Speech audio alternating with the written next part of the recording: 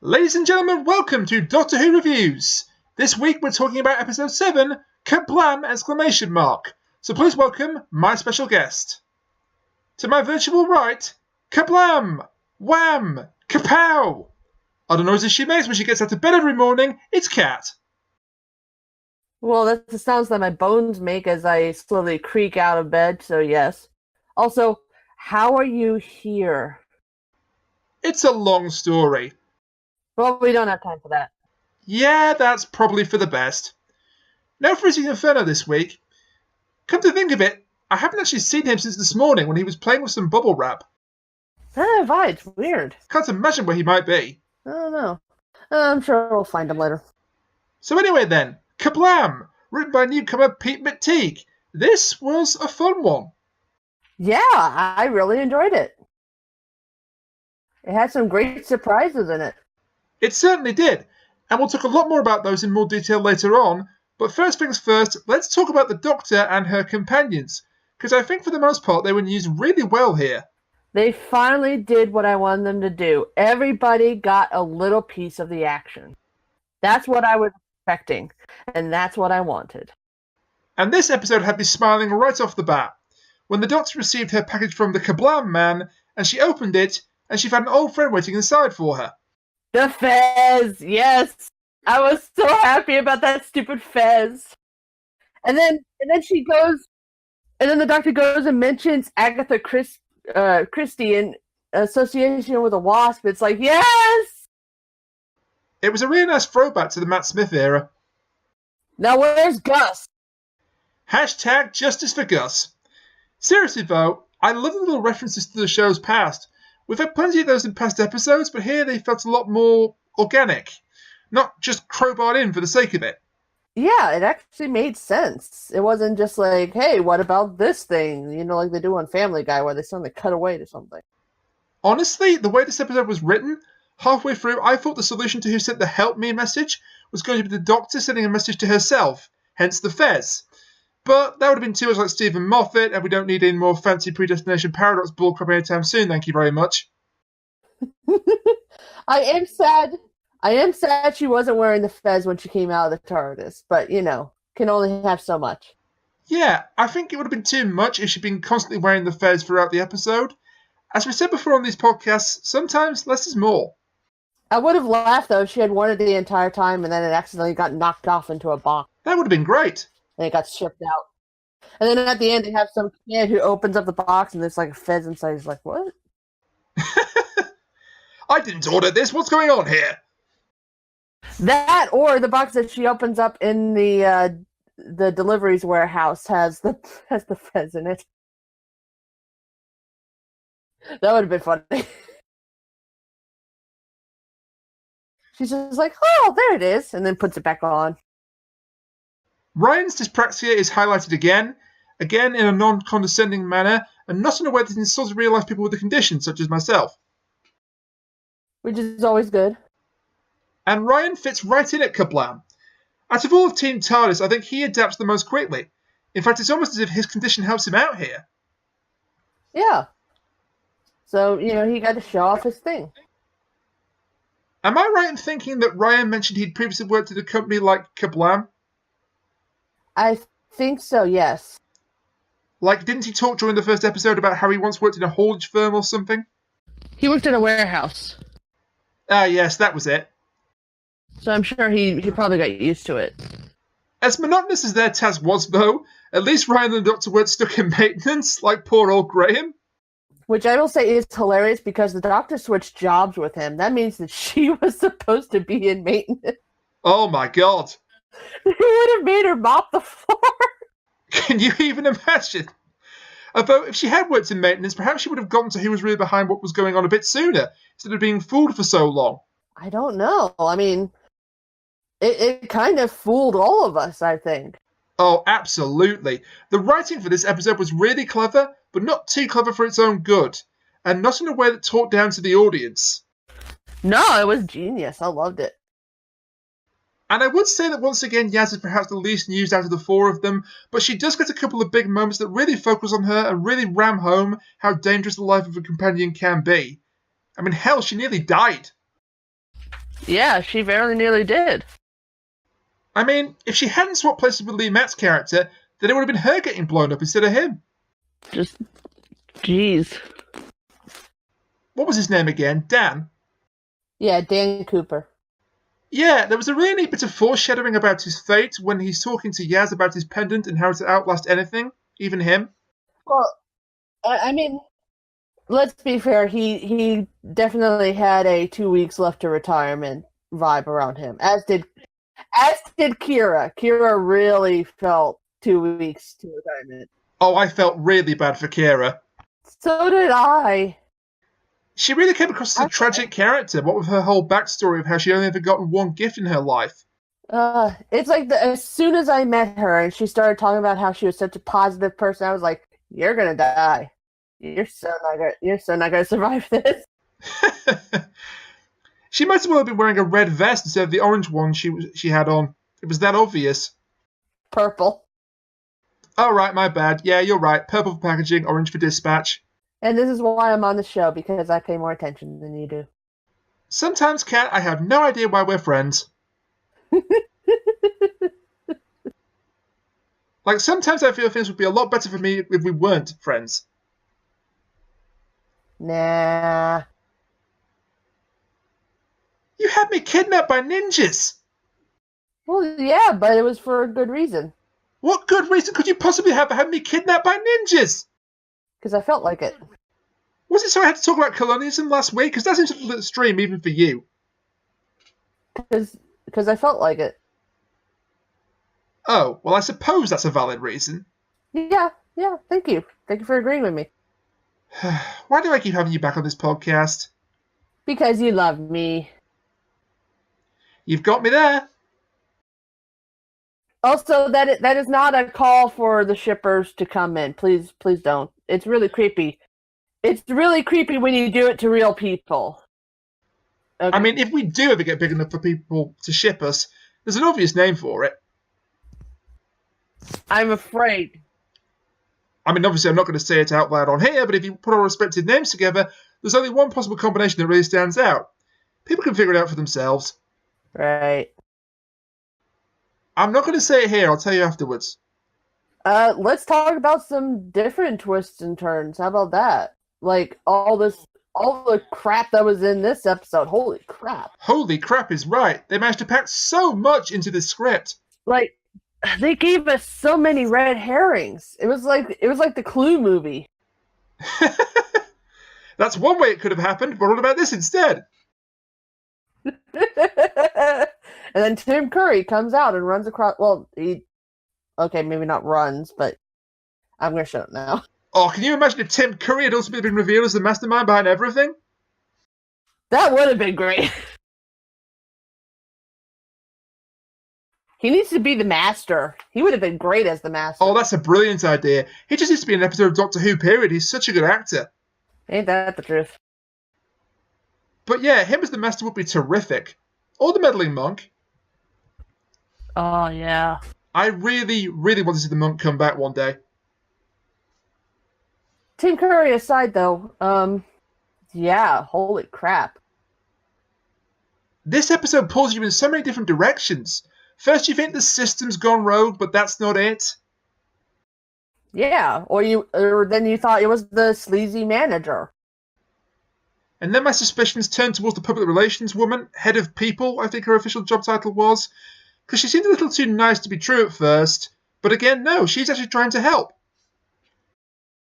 Who I actually thought that was her. You can confirm this, but in our private chat, I actually called out exactly what was going on, the plot that was going on, which was that someone was trying to make it so that more people would get hired, so they decided to put the system at fault. I just put out the wrong person. You did say that in Discord, yes. I thought it was PR lady. It turned out it was Charlie. That was such a good reveal for the mastermind, because who is better placed to have pretty much free reign over the entire complex than the maintenance man? and yet because he's the maintenance man, he never attracts enough attention to be suspicious. I never saw that coming. Neither did I, and that's why it's so clever. I mean, there is a clue there when the teammate bursts into PR Lady's office but only attacks Charlie, and of course later on you realise it's because Charlie was trying to bring the system down, and the system was trying to eliminate the problem. Just wow. I knew very little about him prior to this episode going out, but on the evidence of this, Pete McTeague is a very good writer. Yeah. I want to see more. I want to see like mysteries and stuff from this guy. Well, from what I can gather, he's mostly written for shows in Australia. Huh. Like, he's British, but he's written for the soap opera Neighbours, and then he wrote a remake of Prisoner Cell Block H called Wentworth Prison, and I wouldn't necessarily expect a writer for shows like that to come up with this good a sci-fi story, but that shows how little I know. It was amazing. It was amazing. As writers' debuts go, I think this might be right up there with some of the best of them. However, not everyone was as impressed as we were. Yeah. Some people really took exception to the politics of this story, or perhaps more accurately, the lack of them. Which I can kind of understand, but also I really can't. And they really didn't like the statement that it's not the system that's corrupt, it's the individuals who abuse it. Which is entirely true. That's exactly how it is. I know, but I think those that didn't like that statement were those who were expecting a more full-throated criticism of capitalism. Which it still kind of was. It still kind of was a full fronting of it. I think it was more of a warning against the dangers of automated work, personally. I would say it was, because that's something that's happening here. Well, no, that's something that's happening here in America, is that a lot of businesses are bringing back jobs to America by producing more stuff here, but the problem is that they're using a lot more automation. So there's not quite as many jobs as there should have been. And the jobs that are available are usually for extremely high-tech things, which you need to go to school for, which means, putting out more money, and then, just hoping that you have the ability to, help repair these robots or whatever. So it is exactly what's happening here. And they have a lot of things in, well, let's say Amazon's warehouse, where they do have a lot of robots that move stuff around, and that takes away jobs from people as well. That's the thing about luxury communism, which a few prominent people on television and on social media call for in the UK constantly these days. Yes, okay, it's a good idea in terms of relieving the stress of work from the workforce, but there's a danger of taking it too far, and then the previously employed people have nothing to do with their lives. Yeah. Eventually, it's going to come to the point where there are no more jobs. It's just people watching robots do everything for us, to the point that we will have to beg for a job. And it's like, how do people, get money doing that, or, buy food or anything like that? And that's also the brilliance of our ultimate villain here, Charlie. He has what I think many would consider to be noble goals, so in that regard, lots of people might sympathise with him. And yet he's prepared to let innocent people die to accomplish his goals. Yeah, it's like Charlie is someone who's essentially becoming a terrorist, but he's doing it for what could be also a very good reason. He's just doing it the wrong way. And as they say, one man's terrorist is no man's freedom fighter. Yeah, pretty much. It's just in this case, it actually is a good reason, and it's not just because, whatever ISIS or whatever is fighting for. I don't even know anymore. Yeah, ISIS or ISIL or Daesh or whatever the hell they call themselves now. But that's a subject I'm not touching with a 10-foot pole. Well, I took that 10-foot pole and I cut it in half. And then I cut it in half again and threw it away.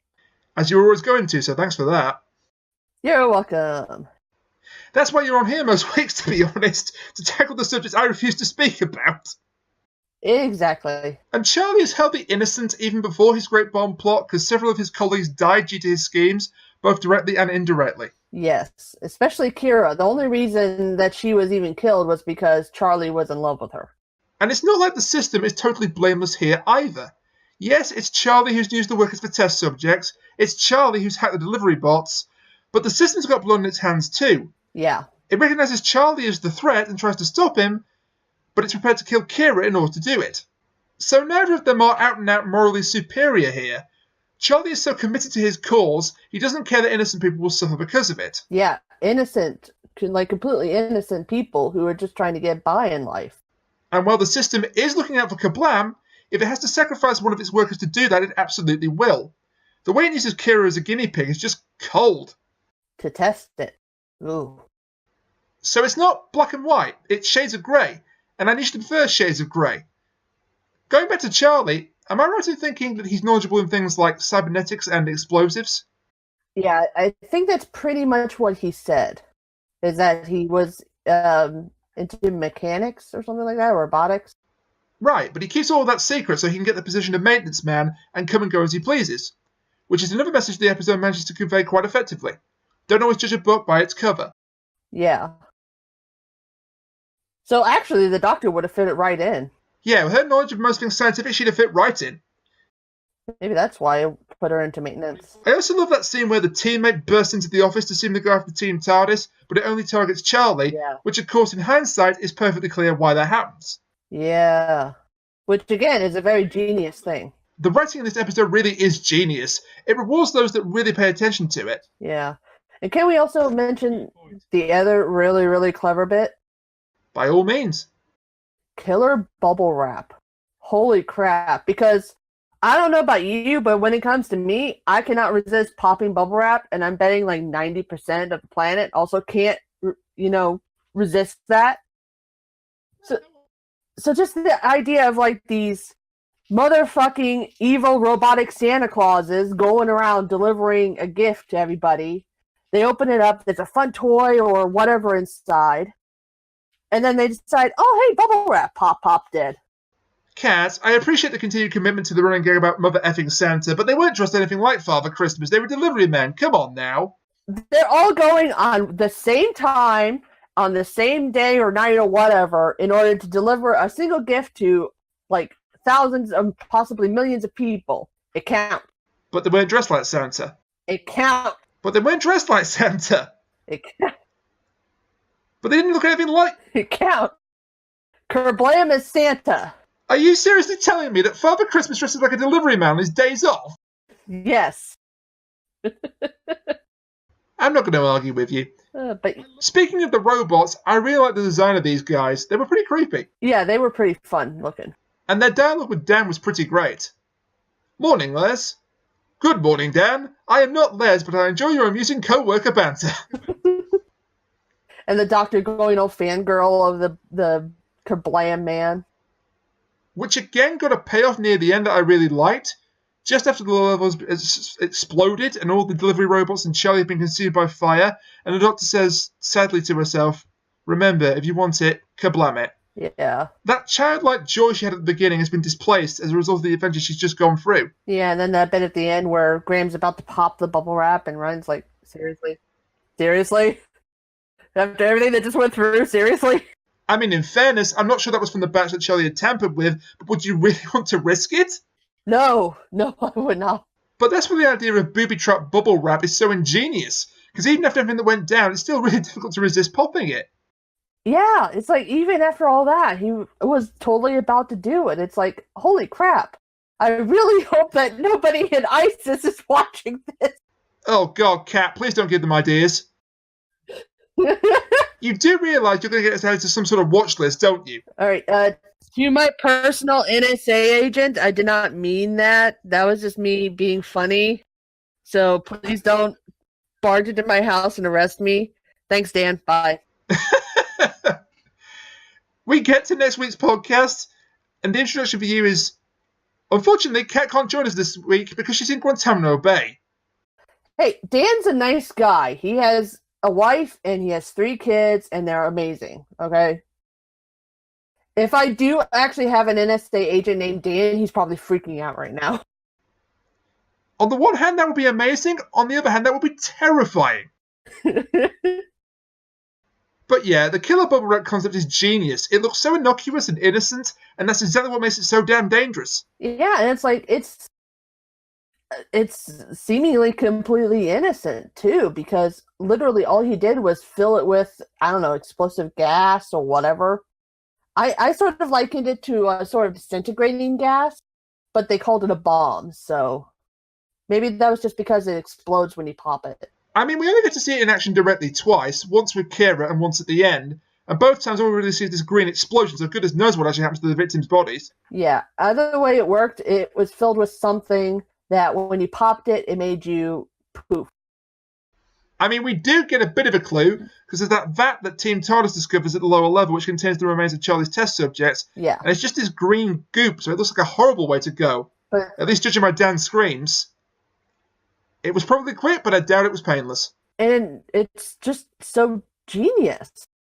It's horrible, but it's genius. Some of the best concepts in Doctor Who are inspired by seemingly mundane things, but they're given a twist and suddenly they're horrifying. We've had gas masks in Series 1, clockwork droids in Series 2, statues, cracks in the wall. Oh, don't forget the killer snowman. Oh, right, yeah, Kachira would never forgive us if we didn't mention those, but that's another good example. Yeah. It's that sort of thing that I really like in Doctor Who, where they can take everyday objects and just make them, like when it's less, this thing is alive because plastic or whatever. That's a little less interesting. But when it's stuff like, the Weeping Angels or this, it's really cool. Exactly. The Weeping Angels made quite a few people terrified of statues when that episode first aired, even if they were later watered down for future appearances. Yeah. The Vashta Narada made people terrified of the dark. Yeah, it's like even the silence, back when they weren't highly overused and ruined, they were pretty cool too. Just like these things that you would see out of the corner of your eye and then instantly forget. They were cool for a while, and then they lost all their mystique.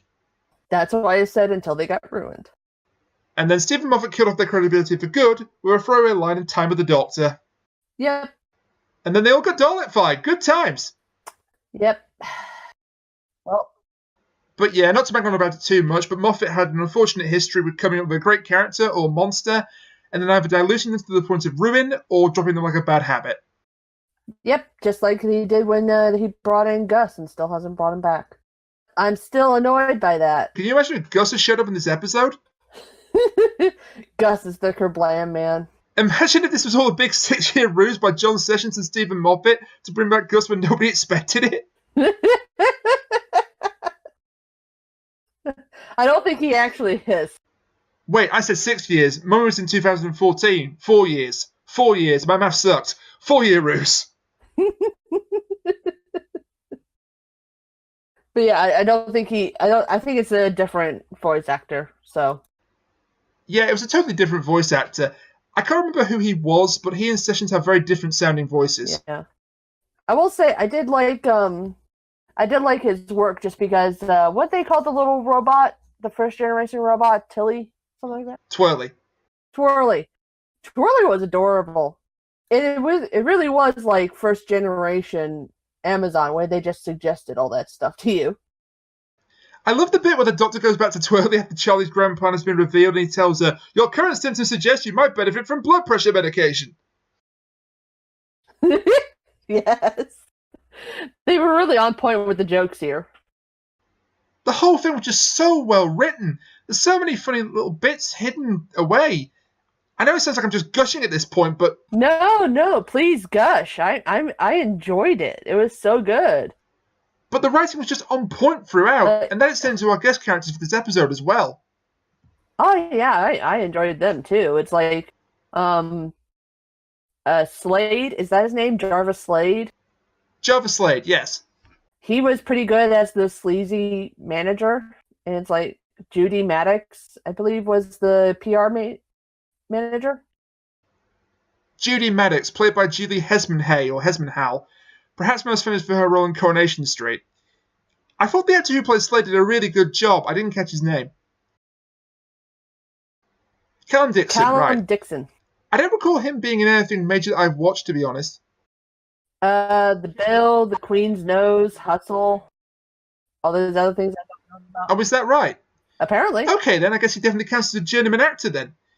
He was good. I might have to track down more things he's appeared in.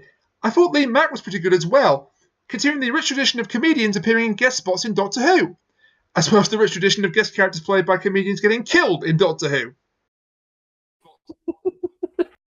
Yeah, that seems to happen. Oh God, Graham, no, Wait, why are you worried about Graham all of a sudden?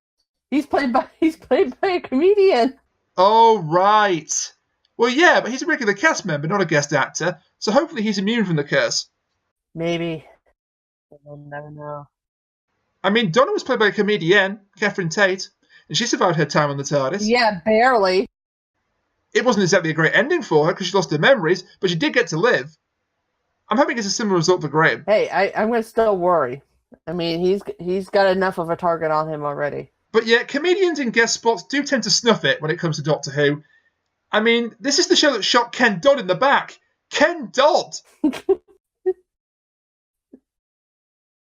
Well, as we've seen, this show does not hold anything back.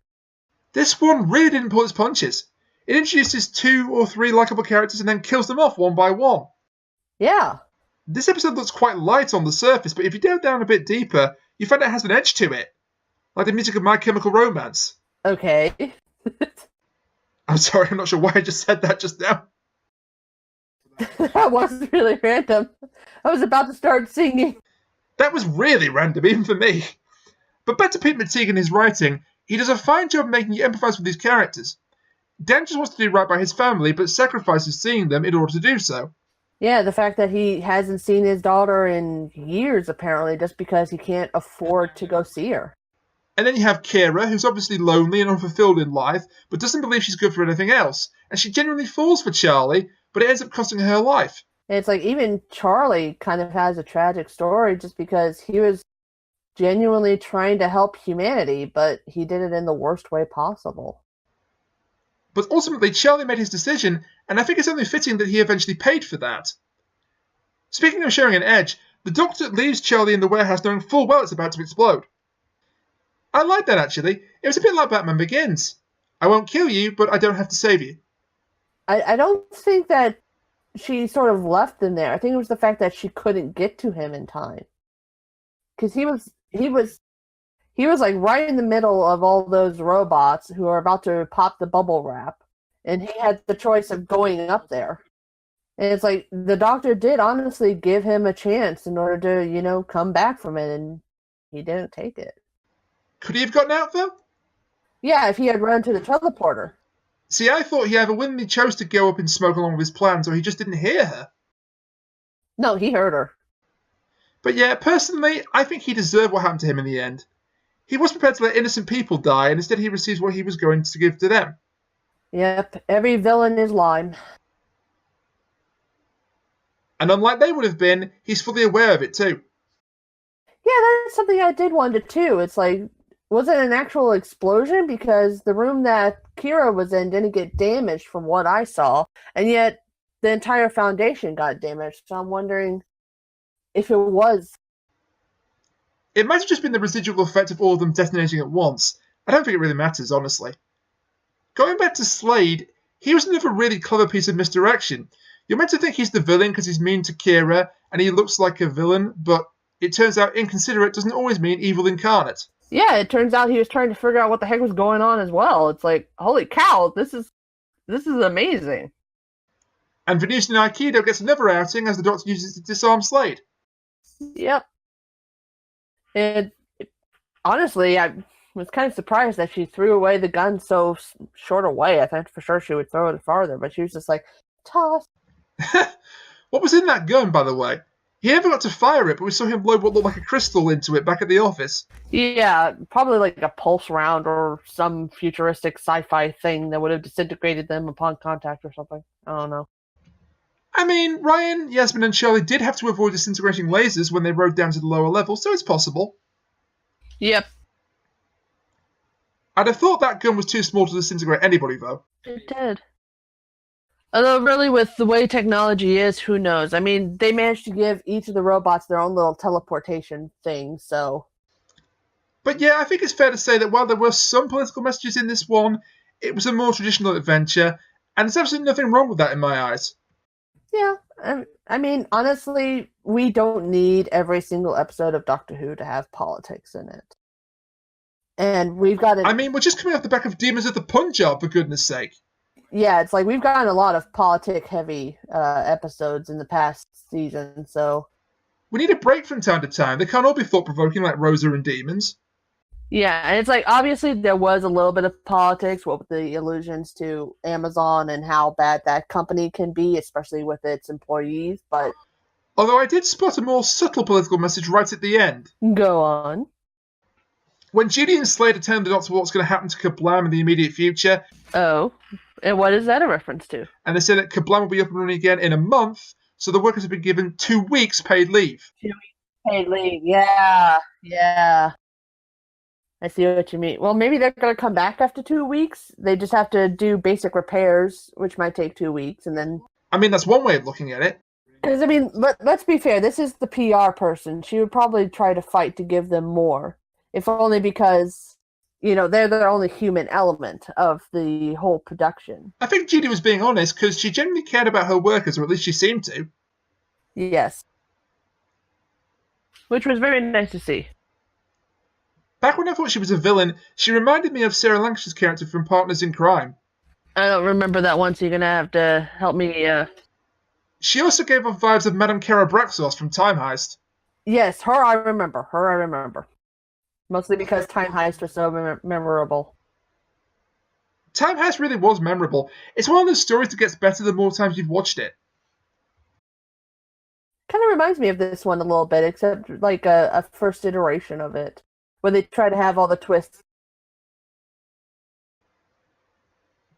That was another twist I initially got wrong. I thought the big mystery would be that the workers were being converted into fuel, and that was the source of the green goop. Yeah, that's what I was thinking. I was thinking like it was a Matrix thing where they'd hook them up into pods and like power up the system, and that's why it was having all those flashes. Was a new person getting connected? Soylent Green is people. I also connected it with Soylent Green for some reason. Kerblam is people. But yeah, that was my first thought, was batteries. Thank goodness Soylent Green was a fiction.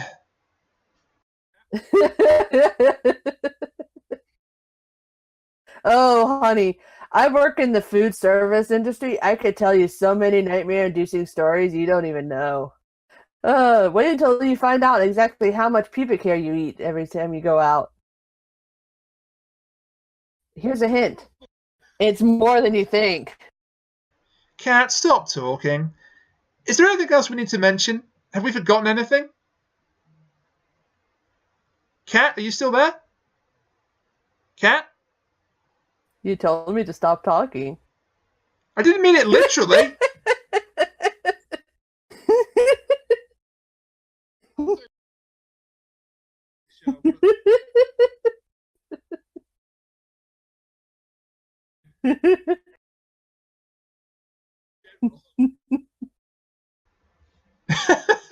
Oh, Cat, what would I do without you?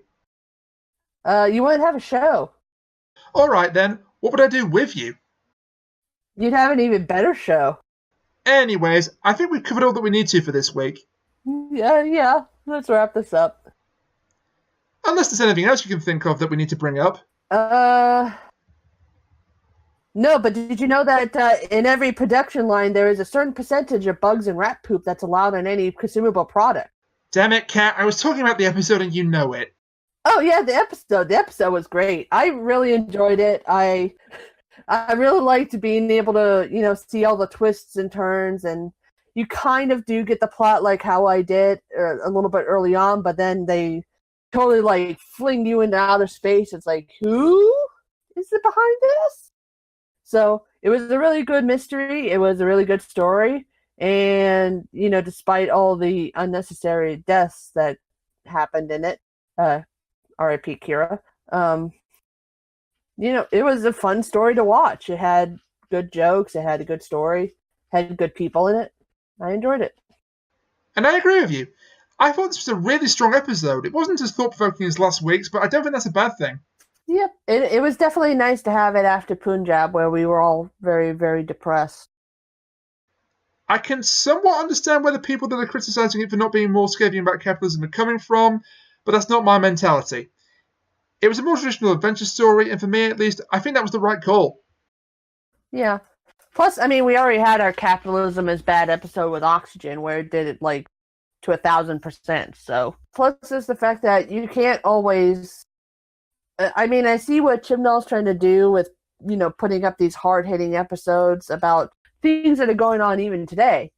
But you can't have that all the time. Otherwise, people will get bored or they'll get annoyed or, whatever other reasons that they could possibly have. But grabs about the overall message aside, I thought it was very cleverly written. I thought the various twists were very well implemented. The guest cast was great throughout. And honestly, it was a really solid writing debut for Pete McTeague. If I was reviewing this in the style of, say, Amazon, I'd say 5 stars, would watch again.